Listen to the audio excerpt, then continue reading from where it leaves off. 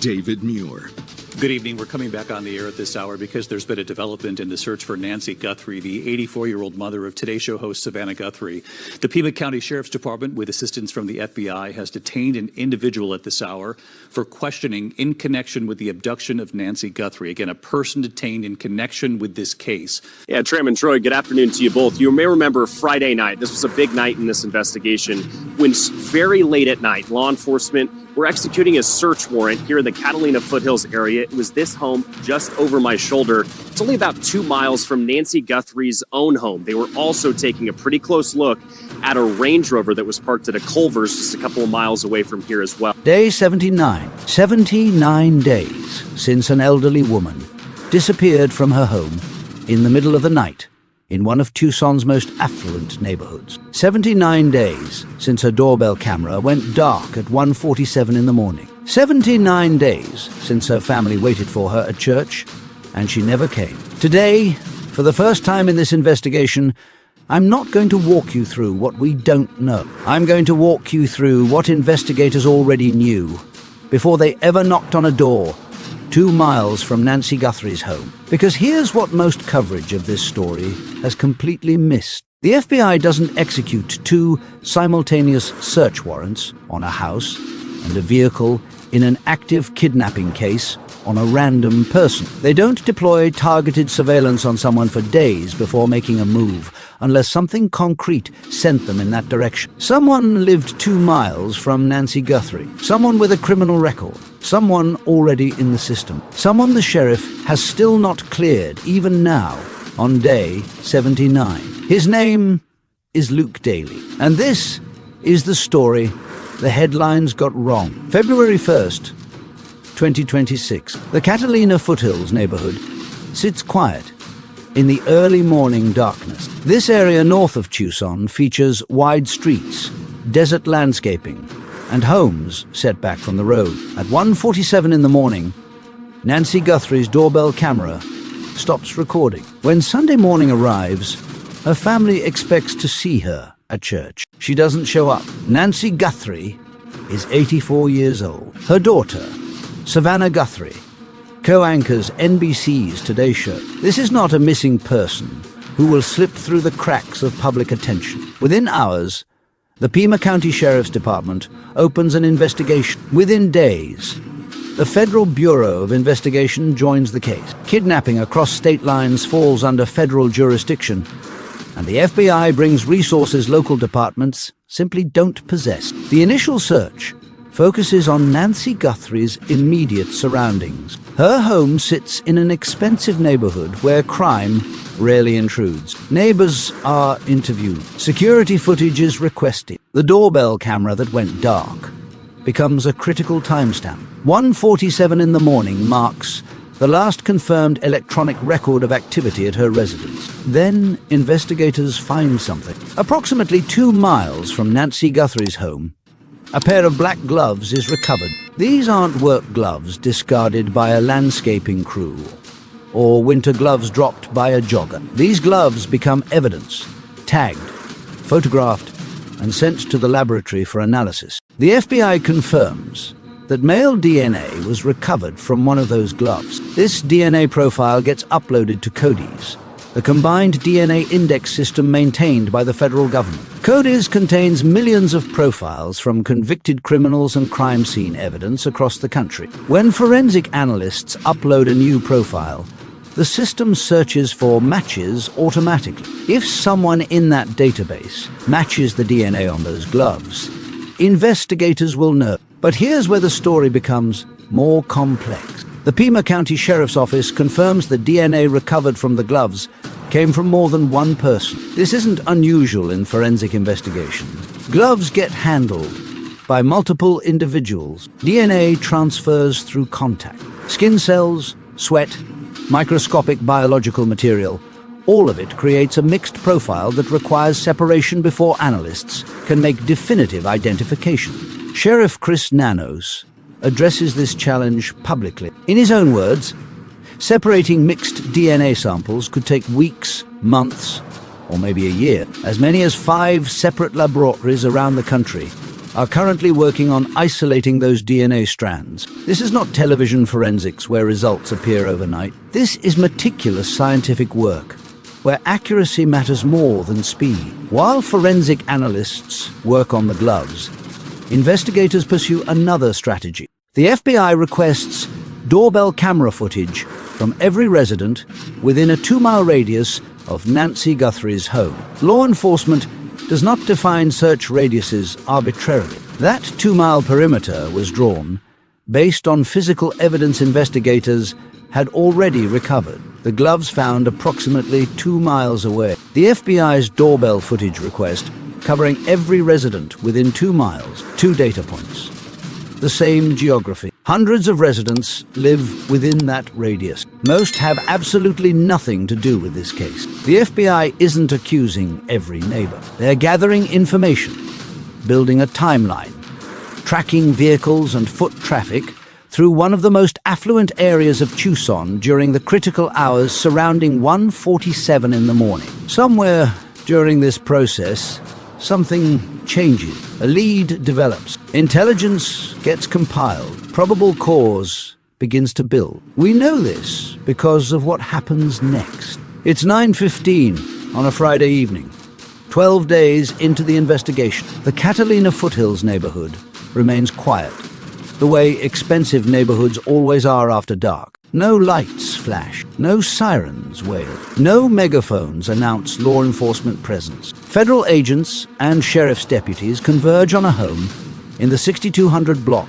of North Placita de Relia. This address sits approximately 2 miles from Nancy Guthrie's residence. Inside lives a 37-year-old man and his 77-year-old mother. Law enforcement arrives with 2 search warrants signed by a judge. One warrant covers the house. The second covers a Range Rover. Before we go further, we need to understand something important about how this operation unfolds. You cannot legally detain someone inside their own home during a search warrant execution without placing them under arrest. That is a constitutional protection, and law enforcement knows it, so they don't try. Here's what actually happens. Law enforcement makes a traffic stop on Luke Daly in the parking lot of a nearby Culver's restaurant. That stop provides the legal authority to detain him while the house is being searched. Simultaneously, his 77-year-old mother is detained at the residence itself. The moment Daly is in that parking lot on a public road,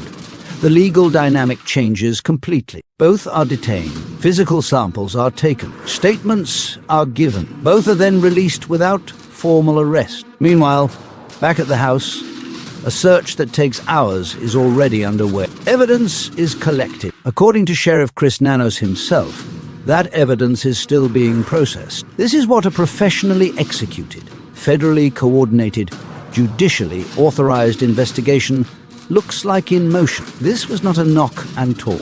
This was not a hunch. This was the result of something investigators had built quietly, carefully, and with enough conviction that a judge signed off on not 1 warrant, but 2. Law enforcement had been watching this man before any of that happened. The FBI doesn't knock on doors they haven't been watching. They waited, they surveilled, they built a case, and when they finally moved, they moved with legal precision. A law enforcement official briefed on the investigation speaks to the media. According to Sheriff Nanos, this is how the process works. In his own words, we develop a lead, and we follow it, and we get it going. And pretty soon it's, oh wait, we've got this. Maybe that person is a person of interest. Maybe he's a suspect. We go to a judge who either agrees with us or doesn't. He signs that warrant. We now have a court order. By the time the judge signed 2 warrants for Luke Daly, investigators had already compiled intelligence, built probable cause, and made their legal argument. Judges don't sign kidnapping warrants on suspicion alone. They require evidence, specific facts, articulable reasons why searching this particular home and this particular vehicle will advance a criminal investigation. News breaks that a man has been detained and released in connection with Nancy Guthrie's disappearance. Initial reports don't name him because he hasn't been arrested or charged with any crime. That changes when his attorney releases a statement. Chris Scalpi of Scalpi Law represents Daly in multiple Pima County criminal cases.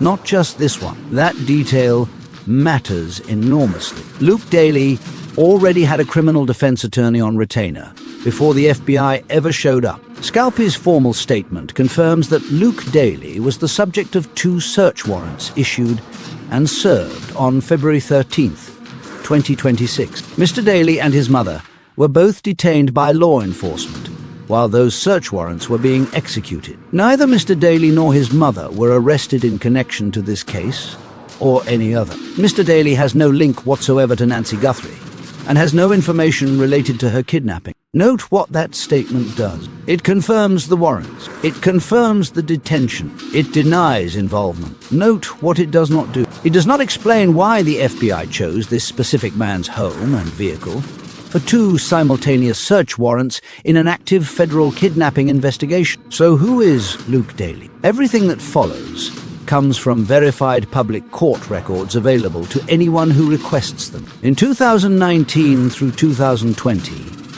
Daly served a year and a half in Arizona State Prison. His convictions included solicitation of drugs, criminal damage, and flight from law enforcement. That last charge means he ran from police during an arrest attempt. He was caught, convicted, and incarcerated. In 2022, he was arrested again. This time, the charge was drug distribution, not possession. Possession means drugs for personal use. Distribution means selling, transporting, or providing controlled substances to others. He was convicted and sentenced to 4 years of probation. In May of 2025, less than a year before Nancy Guthrie disappeared, Marana police arrested him in a Walmart parking lot. He was in possession of fentanyl and an illegal firearm. As a convicted felon, Daly is prohibited from possessing firearms under federal and state law. His probation officer moved to revoke his probation,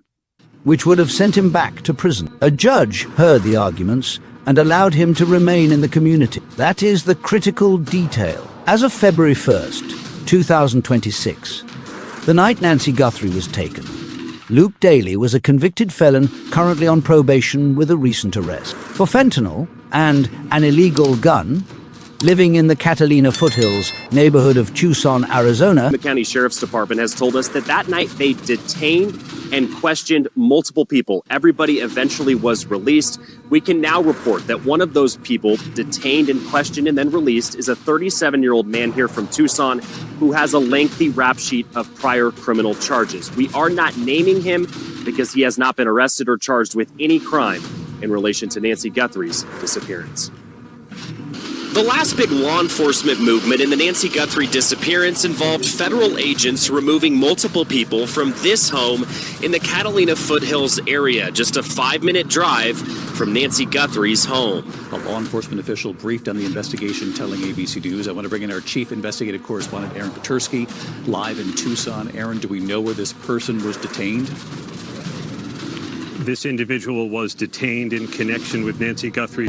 Approximately 2 miles from Nancy Guthrie's front door. Does having a criminal record make someone guilty of kidnapping? Absolutely not. Does living near a crime scene prove involvement? Of course not. But Luke Daly is not just a neighbor within that radius. He is the only named individual in this entire investigation who was subjected to targeted surveillance before law enforcement made contact. He is the only named individual whose home and vehicle was searched under judicially authorized warrants in connection with this kidnapping. Now we need to address the DNA question directly because there has been significant confusion. And that confusion has led people to entirely wrong conclusions. We know male DNA was recovered from the black gloves found approximately 2 miles from Nancy Guthrie's home. We know that DNA was uploaded to CODIS. We know no CODIS match has been publicly confirmed. Here's where people stopped paying attention.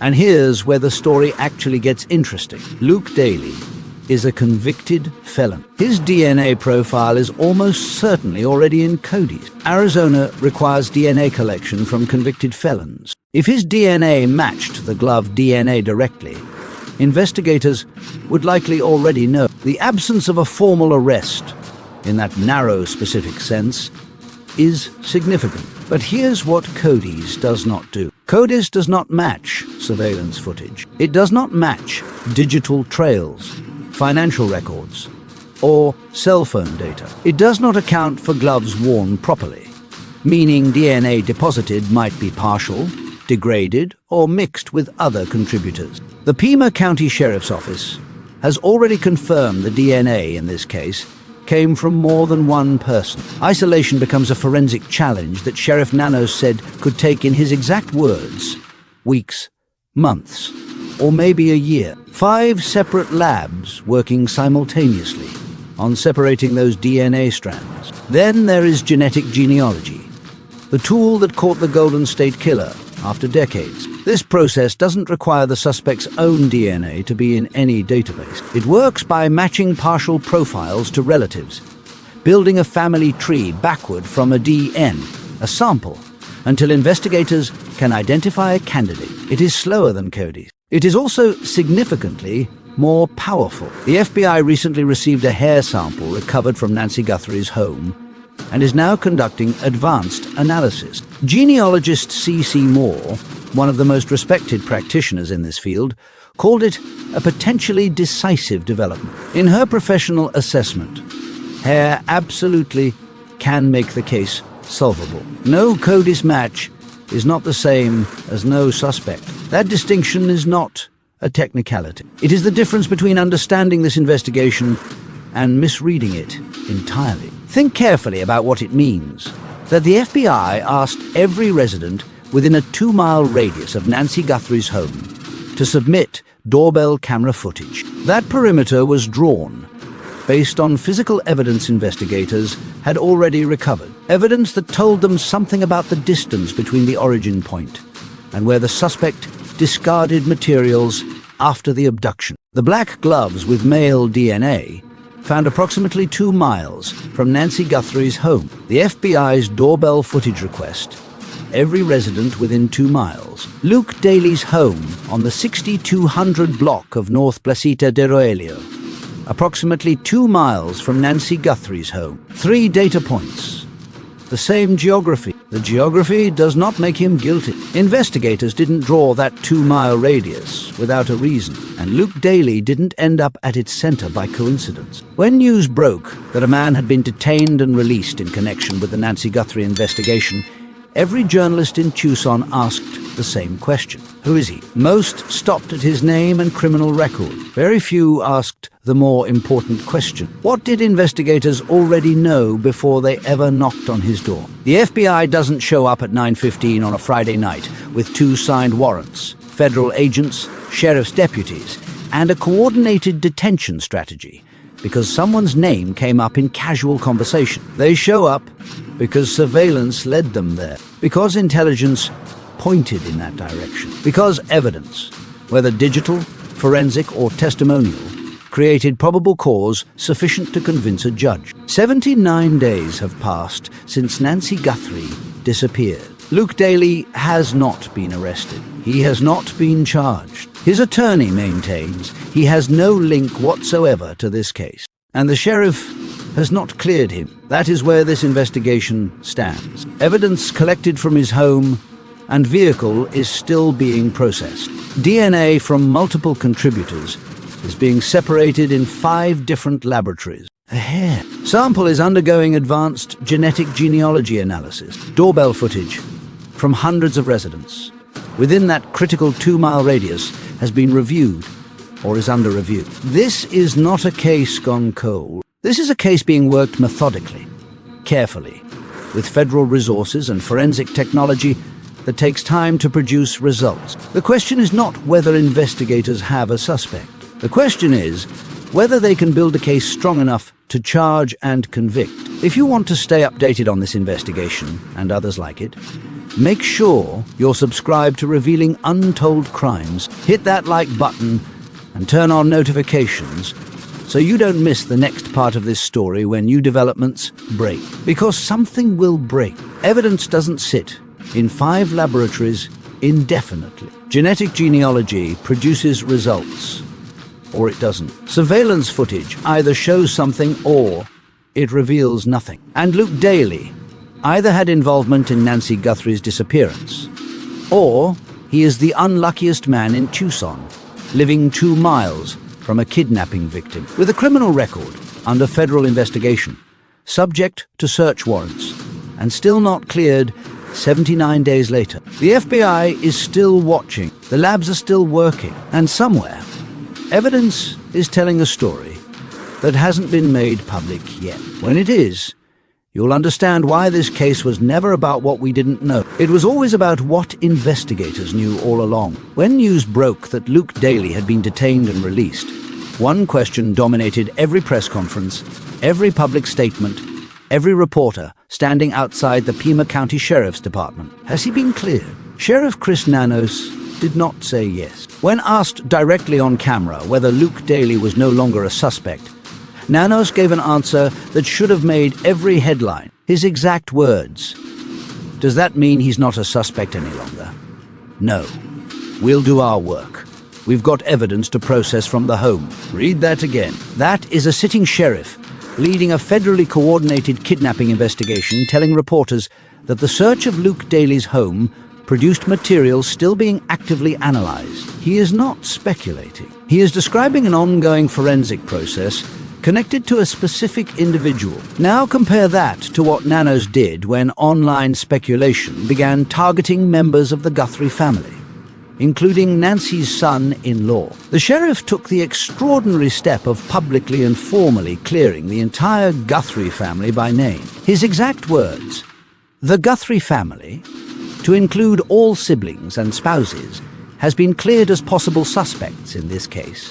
To suggest otherwise is not only wrong, but it is also cruel.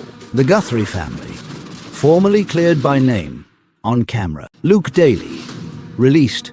Evidence still being processed in an active federal investigation. Every word a law enforcement official chooses, and every word they decline, is deliberate. Prosecutors are listening. Defense attorneys are listening. Judges may eventually be listening. When the same sheriff who cleared an entire family by name says nothing of the kind about one specific individual on day 79, that silence is not an oversight. It is a position. Released and cleared are not the same legal statement. And in this investigation, that difference is everything. Luke Daly is not the only person investigators have moved on in this case. Here is the confirmed sequence of events surrounding the February 13th operation. Because when you see these events in order, something comes into focus that individual headlines cannot show. February 12th, the night before the Daly operation, law enforcement conducted a traffic stop and seized a grey Range Rover from the parking lot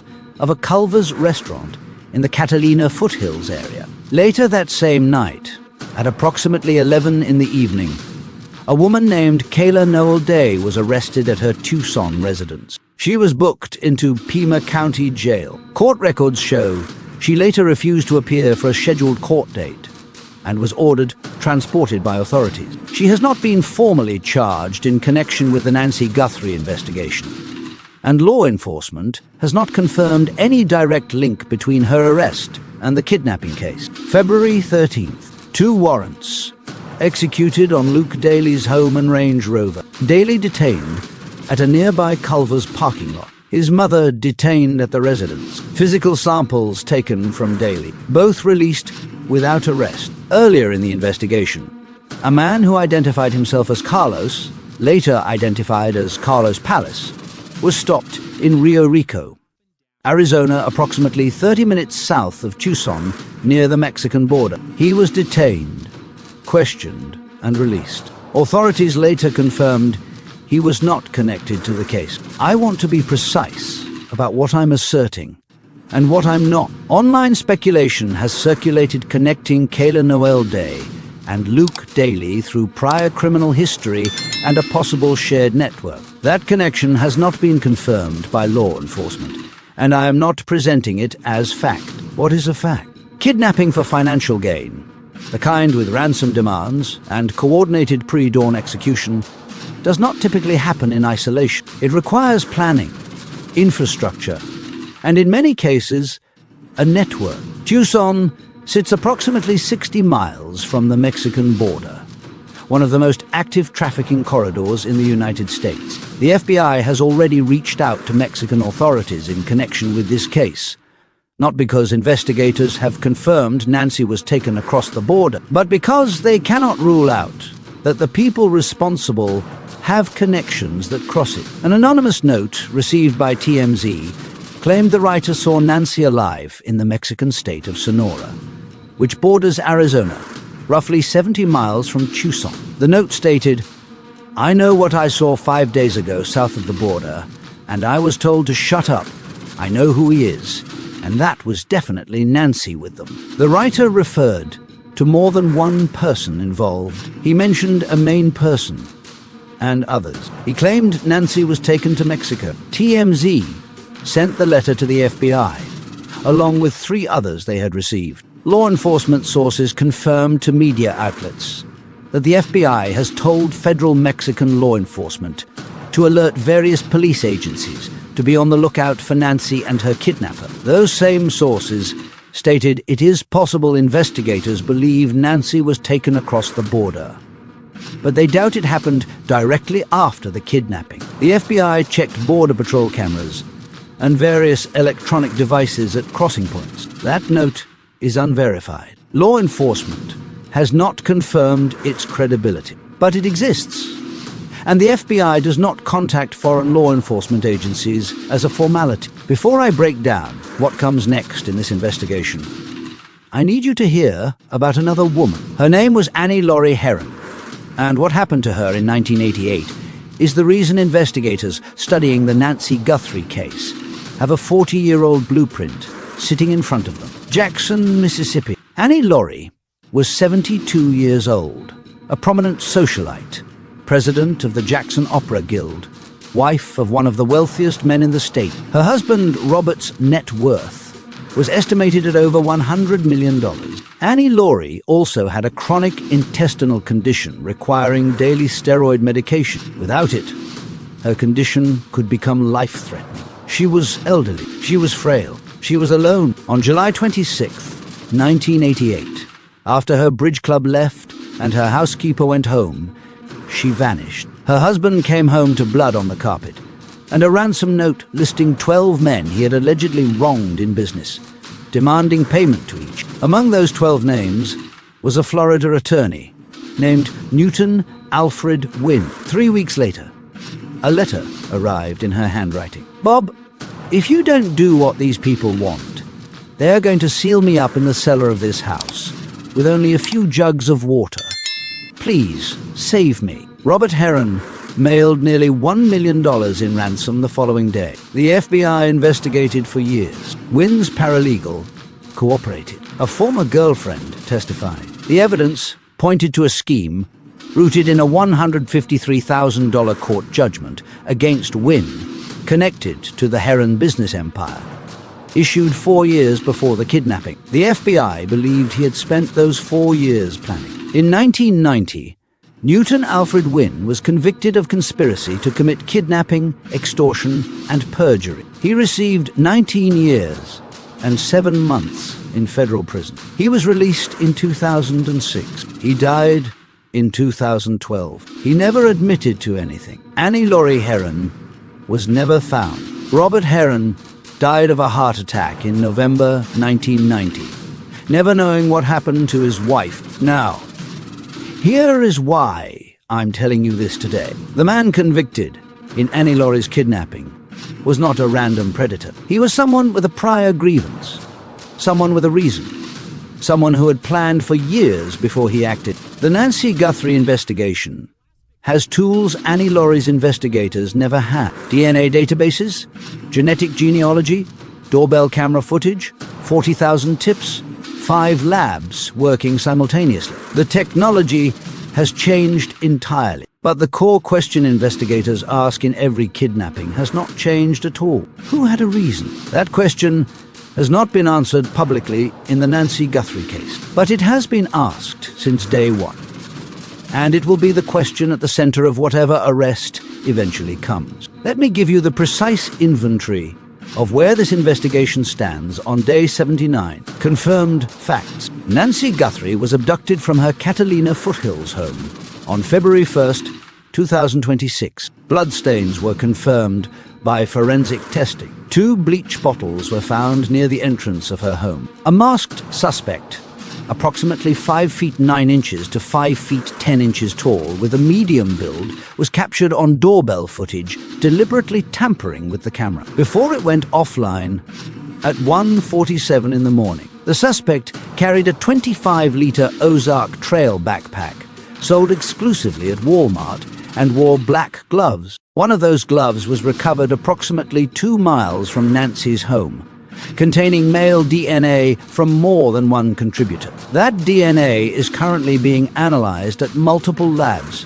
including the FBI's own laboratory, using advanced technology. A hair sample recovered from Nancy's home has also been transferred to the FBI lab for analysis. 2 search warrants were executed on Luke Daly's home and Range Rover on February 13th. Physical samples were collected from Daly during the operation. Sheriff Nanos confirmed on camera that evidence was collected from the home and is still being processed. Daly has not been arrested. He has not been formally cleared. What remains unknown? Whether the DNA collected from Daly has been compared to the glove DNA, and what that comparison yielded. What specific evidence was recovered from his home during the search? Whether Daly's physical dimensions match the suspect description on the doorbell footage. Whether the individuals detained across Tucson and surrounding areas are connected through any confirmed network. And where Nancy Guthrie is right now. What to watch? The DNA analysis at the FBI laboratory is the single most significant forensic development in weeks. If that hair sample yields a usable profile, genetic genealogy can potentially identify someone who has never been in any database. Watch for any announcement from the FBI lab. Watch the sheriff's language. Every public statement Nanos makes, and every statement he declines to make, is a signal. He has cleared families by name before. He has not done so for Luke Daly. Watch the network thread. Multiple people detained across Greater Tucson. None formally cleared in connection with this case. The FBI in contact with Mexican authorities. An anonymous claim of a sighting in Sonora. If these threads are connected, the arrest that eventually comes may not look like what anyone anticipated. 79 days. Nancy Guthrie needs daily medication to survive. She is 84 years old. Her daughter stepped away from one of the most watched morning programs in America to search for her. The Guthrie family is offering $1 million for information leading to her recovery. The FBI is offering an additional $100,000. Combined, that is over $1.1 million available to anyone who knows something and decides today is the day to come forward. And somewhere in the careful, deliberate, forensically precise work of federal investigators who will not show their hand before they have to, this case is still moving. Luke Daly was released. He was not cleared. Evidence collected from his home is still being processed. The sheriff, who formally cleared an entire family by name on camera, has not done the same for the man who lived 2 miles from Nancy Guthrie's front door. On day 79, that silence remains the loudest thing in this investigation. If you have any information about the disappearance of Nancy Guthrie, contact the Pima County Sheriff's Department at 520-351-4911 or the FBI at 1-800-CALL-FBI. You can also submit tips directly at tips. FBI.gov. This investigation is not over. The labs are still working. The sheriff is still watching. And when something breaks, when that DNA comes back, when that genealogy produces a name, when someone decides that $1.1 million is worth more than their silence, this case will move from investigation to arrest faster than most people realize. Make sure you're subscribed to Revealing Untold Crimes and hit that notification bell so you don't miss the moment this story changes, because it will change. Evidence doesn't sit in 5 laboratories indefinitely. Someone knows something, and eventually, whether through forensics or conscience or reward money, that information will surface. Until then, we watch, we wait, and we remember that Nancy Guthrie has been gone for 79 days, and every single one of those days matters. This is Revealing Untold Crimes. Stay informed. Stay critical and never assume the headlines told you the whole story.